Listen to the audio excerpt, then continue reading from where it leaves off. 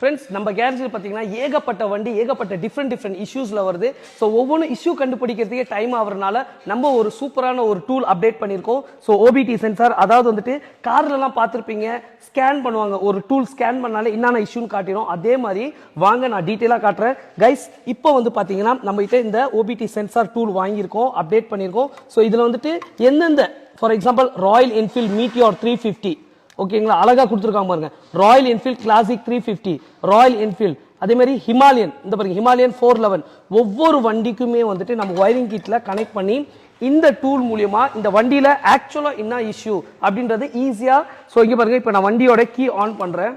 So நம்மளோட இந்த scanning tool ரொம்ப அழகா ஓப்பன் ஆயிருச்சு. இதுக்கு முன்ன பார்த்தீங்கன்னா 5 இஷ்யூ இருந்தது. இப்போ நான் கனெக்ட் பண்றேன்.